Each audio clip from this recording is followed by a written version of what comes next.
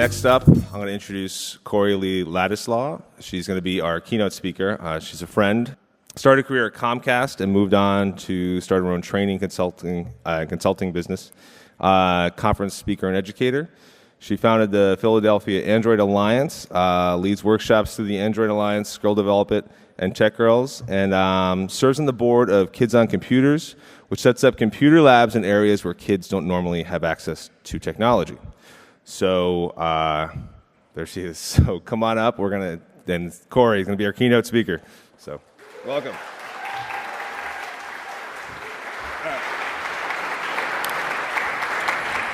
As he mentioned, I'm an Android developer, really involved in the community.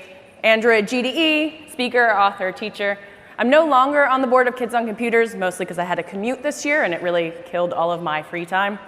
But I'm going to be joining Off Grid Electric, which is a company that installs solar in Tanzania. They need an Android system that will operate in low Wi-Fi conditions or low data conditions, and we'll go over that sort of thing later.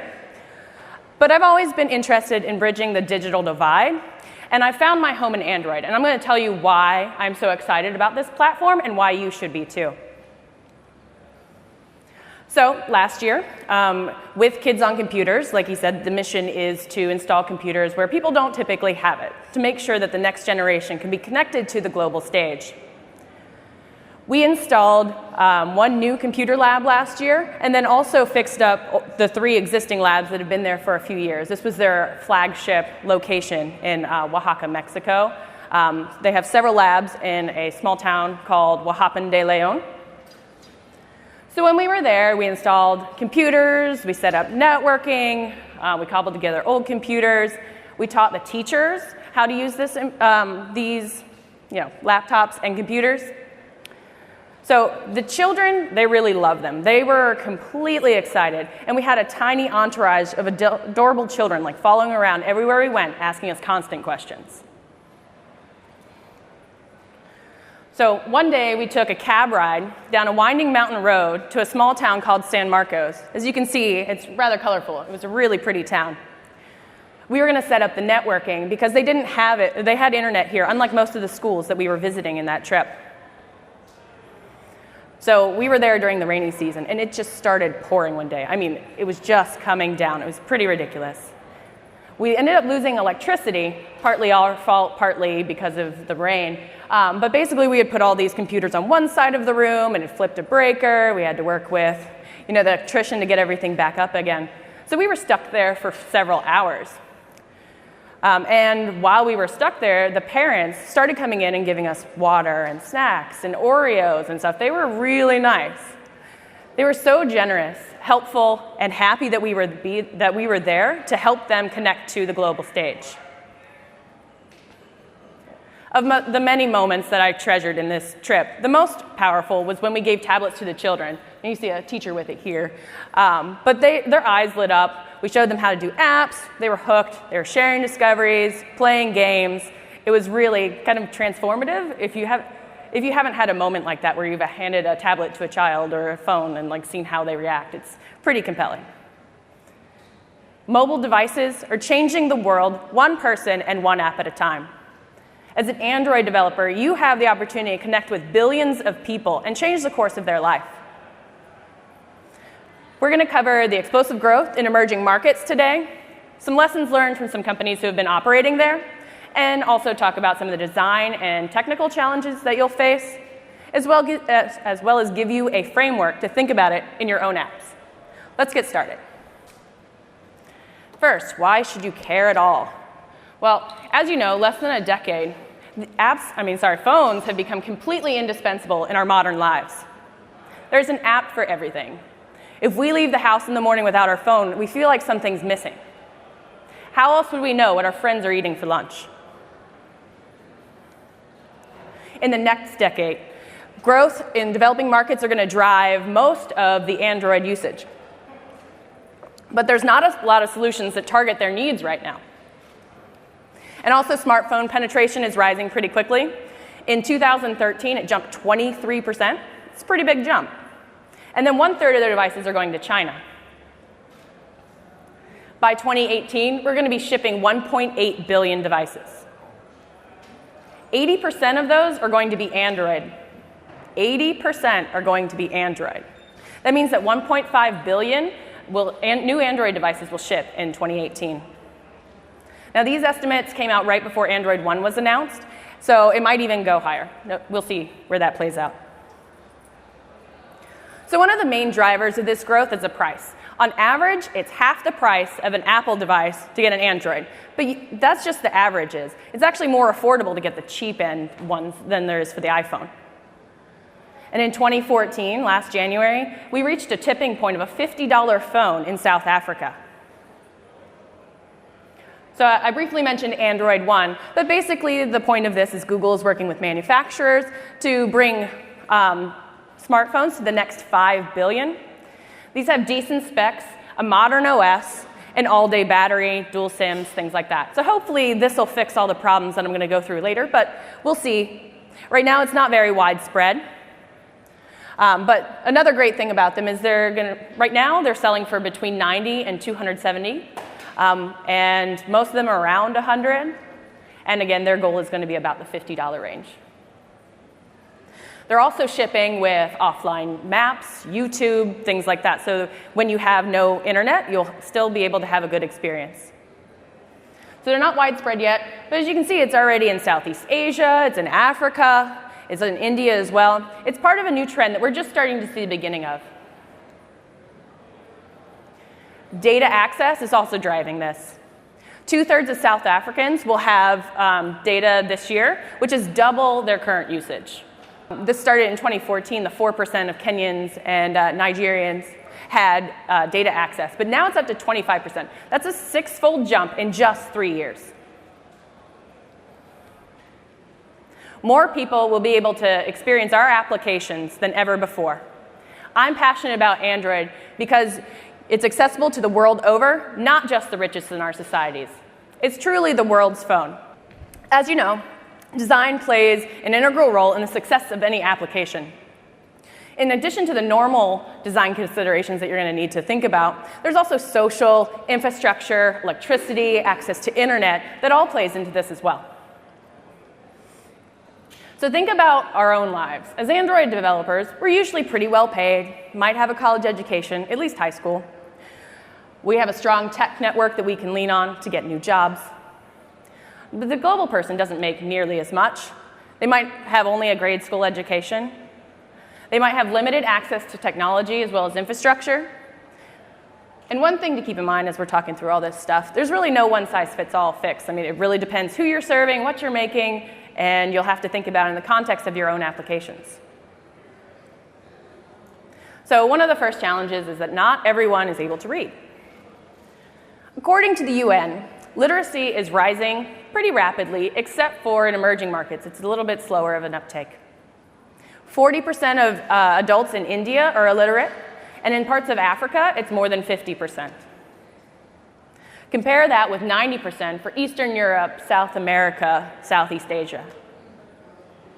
For example, at Off Grid Electric, the installers there have between a 6th and 7th grade education, and most can't read or write, but they're using our app.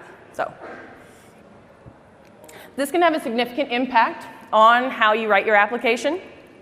You can't just say, oh, I'm going to add some internationalization here and hope that it works for everyone everywhere. That's not the hard part anymore. Making an intuitive app that works in a variety of contexts is. You can guide them with flows and with icons and natural flows, add some accessibility. Another issue is that they don't have the same tech background that we do. Now, we grew up in the computer evolution, probably. I skew a little older than you probably think. But I started with PCs, dial-up. I had a modem that I was dialing up for half an hour every few days. And cell phones only took off in the 2000s. The iPhone only came out in 2007, and Android's a year later. We lived through this evolution, and it helps us adapt better to new stuff as it comes out. It's not a huge jump. It's just an incremental step forward for us. When smartphones came out, I had a PDA, I had a pager, I had an MP3 player, a cell phone. Now they're all in one. Like, why wouldn't you want one device instead of 5? It just wasn't a shock to the system. So for example, in Mexico, we taught people how to double-click mice. Like they just had never seen it before. That doesn't mean they're an idiot. They just haven't seen it. We learned that skill one time in the past, and we just forgot. One day, this skill might be as extinct as using a slide rule, if you even know what that is. So for many in developing nations, their first computer is going to be a smartphone, and their first access to the internet is going to be through cell towers. They're skipping whole sections of evolution, like they're doing with skipping coal and going straight to solar. They're learning from our mistakes and using the best technology and moving forward. For us, I can't even really remember a time that much where I didn't have a store to download apps. But really, this is only 8 years old. Before Apple opened up their SDKs to everyone, OEMs had a very closed system. You would write an app for each basically type of phone. You couldn't really port it. There was no system to distribute these applications. But now the global app market is worth $100 billion. That's huge. That's up from 2012, where it was $53 billion. This simply wasn't possible before somebody designed that platform to distribute applications. So in our day-to-day tech usage, we're seeing everything from 90s flash sites to mobile apps that are telling us when our next car is coming. This wide variance of interface patterns speeds adoption when we see new things. So the next challenge is understanding your user's needs. So human-centered design is really the idea of creating a design that is accessible by doing iteration with feedback, direct feedback from your users. You get the prototype in your user's hand as soon as you can, iterate quickly to come to a final goal and triangulate on that. How many times have you written off your users as an idiot because they didn't intuitively understand what you built? That mentality has to change. The reality was your app or design wasn't intuitive. That's on you. That's not on them. We also need to be open to exploring different design patterns, not just using the things that have worked for us in the past. Let's look for the best natural interactions and create the best interface possible for our users. Obviously, getting really close to the feedback loop is ideal. Well, we have a geographic challenge here because our users are in emerging markets. You can't just stuff a bunch of people in a room and ask them questions like we do with current user interviews. So how are we going to get the feedback we need if we can't see what they're struggling with? There's no substitute for direct experience. It allows you to break down the walls. So if you are able to, you can create a trip for your engineers and designers to see these applications as they're being used. Or you can use people's existing travel plans. They might already be traveling, so you don't necessarily need to take your entire team there.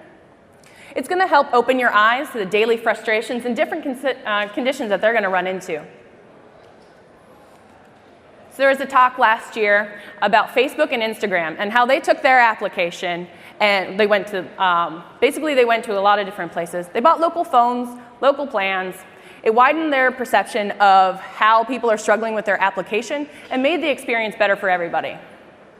In addition to that, this year in January, they released Facebook Lite, which is a pared down version, which is 1 megabyte, works on 2G networks, and uses a lot less data. So let's say you can't travel. Well, how can you connect? Well, there's a lot of professionals in the areas that you want to operate in. If you haven't heard of the Google Developer Groups or the GDGs, it's a worldwide network of technical professionals. A lot of them are Android developers. You can reach out to them. Try and set up a feedback session, or at least present your technical challenges to their team, to their users, and then they're going to learn something, and then you'll get the feedback as well. It's a win-win on both sides. You can also reach out and try and find local contractors, and then you can find out the unique challenges for the area that you want to serve. The lowest barrier to entry is creating your own lab environment. Just buy cheap devices, experience the pain for yourself. There's also apps that you can use that'll slow down your device and pretend to be disk full, so you can use that to find some of the issues. Now, if you're going to try and do low data coverage, either go hiking in the middle of nowhere, or use emulators, Genymotion, etc., Charles, to try and do this. Facebook has set up their own internal network. They didn't release the details, unfortunately, but hopefully they'll share how they set that up. Okay, so let's say we did get some feedback. It's important not to take it literally all the time. It might actually take some ingenuity to fix. Putting yourself in other people's shoes is critical. Okay, so next we're going to talk a little bit about making your app available to a wide variety of cultures. So I think we all understand at an abstract level that the world is filled with a bunch of different people who live a bunch of different ways. There's nothing wrong with how they live versus how we live. But it's really hard, unless you actually see it for yourself, to understand just how different that can be.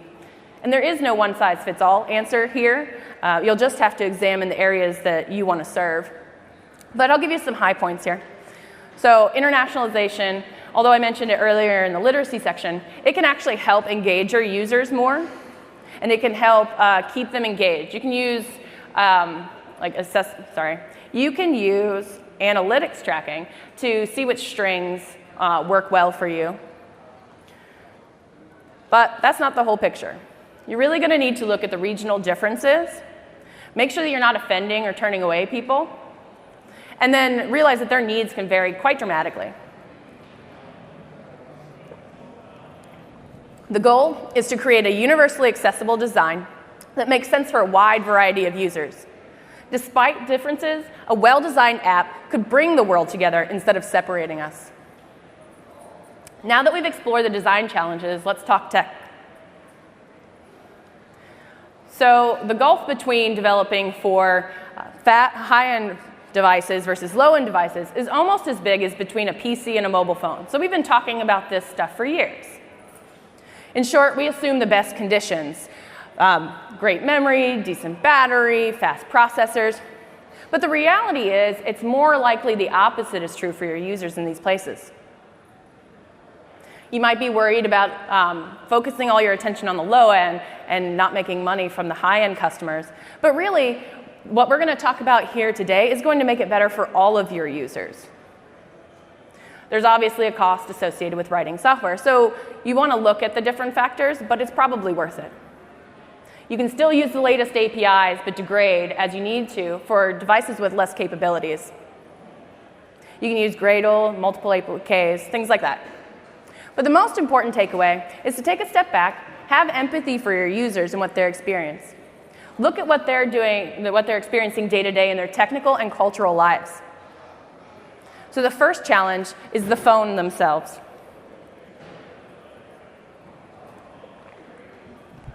Cheap phones that are usually available in these markets are slow, have small screens, and low amount of memory. Some phones like Android One have better specs, but for now you should focus on the lower end devices and assume that you're dealing with worst case scenario. Hopefully Android One will solve all these issues for us and we'll never have to think about it again. So, as I mentioned before, Facebook and Instagram, they bought local phones, which they found worked either poorly or not at all in a lot of areas. They adjusted their experience to make it look better on smaller devices. They experimented with different Wi-Fi and data networking, and they used images more judiciously. Now, in thinking about your own applications, start by profiling your memory usage and finding leaks, speeding up app starts, improving the perceived performance, and making your design more performant by using less images. There are a lot of great talks here about efficiency and making your apps faster. I highly suggest that you check them out. The age-old question. Should I use something off the shelf or write it myself? So I've seen both sides of this, but in general, if you limit your dependencies, it will reduce the size of your APK, so that's good. It might lead to less risk, might not. You just want to look at each dependency that you're using closely, figuring out, can you get rid of it or delete it? What do they do? What else are they including into your application? Does it waste your battery, slow your performance, hog your memory? That said, you need to consider the cost of rewriting yourself. It could cause maintenance headaches. You could write it worse. And the ones that are currently used widely have usually pretty good unit test coverage, and they're used by a bunch of people, so obviously they're working. I know this is going to be a contentious suggestion, but try and keep your apps around 5 megabytes. These phones don't have a lot of storage space. Ensure your app is only as big as it needs to be. Much bigger, and they might not install it at all. Being a better device citizen helps everyone. When you tune your experiences for the low-end devices, this will have an impact, positive impact on all your users. So I'm not going to go into depth on this one here. There's a session later about market fragmentation. But the gist is, when you have forked Androids that aren't blessed by Google, you don't get access to certain things like Google Play Store, Google Play Services, GCM, and like Gmail and stuff like that. So the people who are using these markets have to sideload, and they have to turn on unknown sources. Facebook found that some of their apps were being bundled with unauthorized markets, some authorized, and a bunch of different markets. Sometimes these markets just scrape other places and put apps directly in there without asking.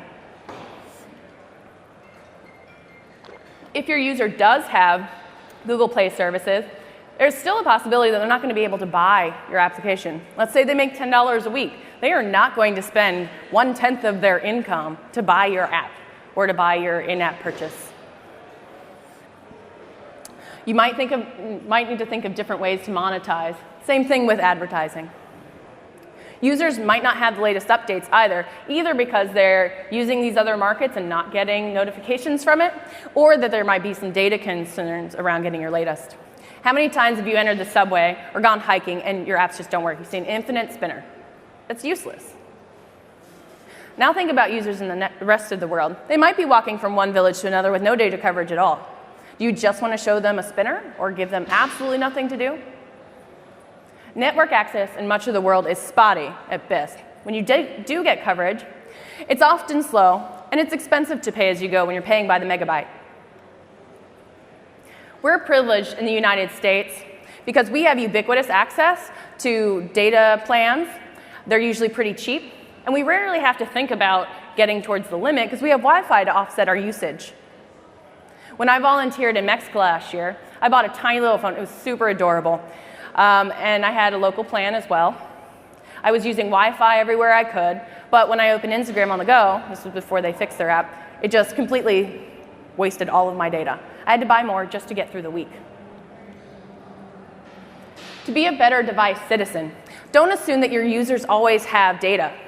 Maximize data fetching when you're on faster connections, use caching where you can, and give the user a meaningful experience when they're offline. Think through what you're downloading. Some of these things can either be bundled with the APK, balance that with the APK size. Some can be reduced in size, like using the WebP format for downloading images, or using less verbose data transfer. And some you might just not need at all. You can replace it with colors or other things like that. Next, it's important to balance data access on the go with prefetching. Ensure that the data that you do fetch will actually be useful. You can also batch network traffic and delay non-priority tasks till you get on the Wi-Fi. When the user is offline, make sure that you give them something to do. You can use a tool like Firebase or other things that caches everything, and it'll talk to the server later and make sure you catch up. Also think about libraries that you include, especially ones that are talking to the mothership and sending data up all the time. You don't necessarily need analytics on every little piece, especially in emerging markets, but you also don't want to be unaware of what they're doing with your application. So there's a balance to strike there. The final challenge is making sure that you don't drain their battery unnecessarily. Last year I had a Nexus 5. I'm happy I got rid of it. But basically I never got through one single day on one charge. Never. Not one day. That's ridiculous. Now imagine you're in a rural village and you don't have electricity in your home. Nearest electrified village is an hour walk away. Let's say you walk there, drop off the phone, you might wait, you might not. When you get back, that's another hour. So you could invest up to 4 hours just getting one charge. That would be completely untenable with a Nexus 5 because that's every 3 hours you're walking, 4 hours? No. In addition to the time wasted, though, people are actually paying to get their devices charged. Not only are they paying for electricity, but they're paying sometimes people to collect all the phones, bike to the next village, and then bring them back charged. Those people have to be making a killing. Developing a phone whose battery lasts through a day, preferably, or at least a week would be fabulous, will really open up your applications to a large segment of the market. To be a better battery device citizen, use device state and network state to determine when you can fetch certain data. You don't need to have everything all the time. You don't always need to wake up and waste the battery just to say, hey, is this working? Can I do this? Make sure to revisit the usual suspects of network consumption and GPS usage. Identify where you can improve the performance, and only use GPS where necessary to connect to the network, or connect to the network when it's useful. The Android platform itself has 2 initiatives that will help you with battery usage. First is Volta. It was an OS-wide tuning in Lollipop. It gave us the Job Scheduler API, which allows us to batch and schedule a less important job. Problem is, it requires us developers to actually use it. We're kind of lazy sometimes.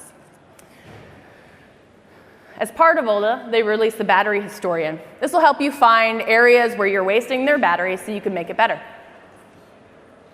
With Marshmallow, we're going to get Doze. This is going to put your phone in a deep sleep when it's doing nothing, like my phone is over there right now. It shuts down network, and other things that are draining your battery. And it could increase your battery usage up to 20%. So that's pretty big. Now that we've explored the biggest technical challenges and design challenges, let's talk about how you can be a better Android citizen. As we've seen, global markets are the key to growth of Android in the coming years. Android was built on the principle of openness, the ability for all people to adapt this system to use for themselves in the way that makes the most sense. This ethos should apply to us as developers as well. We should make the world a more accessible place for all of our users. First, realize that you're a part of this world, all its diversity and beauty. You can affect it for the better. Bring all of your talents to the global stage. If you build for the US and one day you'll make it usable elsewhere, this can hamper your growth later, especially if you didn't plan for robustness and efficiency in the beginning when you started writing your app. Although there are many challenges to making apps for the whole world, you'll be a better person for it and make it more accessible for your application for other users in the world. Realize that you have the power to influence your organization. If you don't get official buy-in, that's fine. Just do it. Don't ask permission. Tell them about it later and tell them why you've improved it for everybody. Show leadership by taking a stand for all of your users. If you focus on serving all your customers' needs instead of just the privileged few, you'll be better off. So will your users. In short, think globally when creating your apps, but have the courage to stand up locally. Realizing that you are a citizen of the world is a great first step. But next, you need to realize that you're not better than your users just because you have more privileges. The definition of humility is having a low or modest view of one's own importance. If you're the kind of person that thinks, everything I make is the best, everybody else is an idiot, RTFM, get back to me later, you're going to have a hard time connecting with people in the rest of the world. Question your assumptions and step outside your comfort zone to better understand the needs of the global market. Seeing the world for yourself is transformative. I highly suggest it. But simply taking an interest in the world around you can go a long way to help you understanding others. You can't know unless you try and put yourselves in their shoes.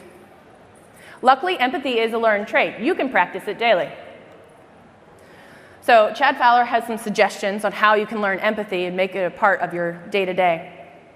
First, make sure to listen intently and not just jump in. I'm really bad at this. I just wait for people to stop talking so I can finally throw in my points. That's not a good way to be. Also, put down the phone. Take an active interest in the world around you. Look at your neighbor, say hello, meet somebody today. Also, when you're in conflict, try and look at it from the other person's side. But if you can't do that, try to think of yourself as a third-person observer and see both sides of the argument and see what's going on. Getting closer to your user will help you have empathy for what they experience. My favorite method is traveling to new places, but you can also connect with people globally or set up your own simulations so that you can understand what they're experiencing. When you listen with open ears, you'll be able to really make more reality-based design and implementations. On a more technical level, make sure that your app is efficient as possible. It should be your primary operating principle, not just something you bolt on later. Start with the idea, I need to make this the most efficient I can, and build from there. Think about it in all aspects of your application. It really permeates all things that you do on a day-to-day basis. There's a long list on this slide, but the point is that there's a lot of things you can do. You can start doing them now. Some are small, some are big, but you could start tomorrow. Now, we've covered 4 principles for thinking about emerging markets. First, be a better global citizen and bring your talents to the world stage. Have humility and realize that you're not better than your users. Have empathy for what people are experiencing. And finally, make your apps as efficient as possible. When you truly value the user's experience, you can create meaningful experiences that could impact billions of people.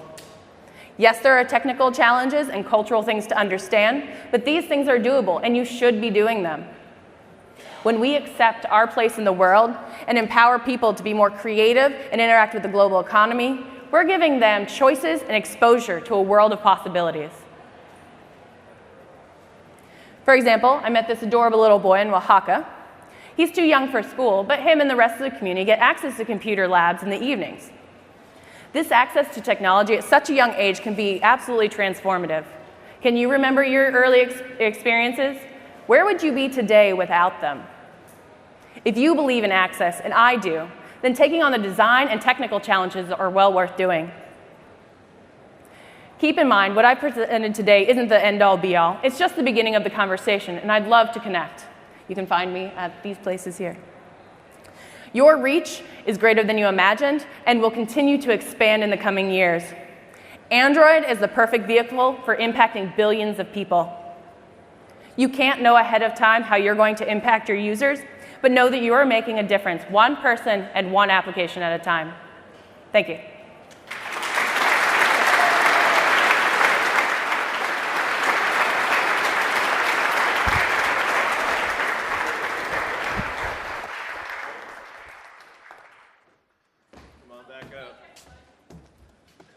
All right. Yeah, I know. You want to get out of here as soon as possible. It's over. No. Very good job. Thank you very much, Corey. We got you a little. That looks heavy. Gift. Awesome. Yeah. Thank you. It's a teddy bear. Oh, I'm cool. surprised the packaging is that big, actually. It's not Yeah. that big of a thing. But anyway, thank you very much again. Thank you. Thank you, Corey. Really cool.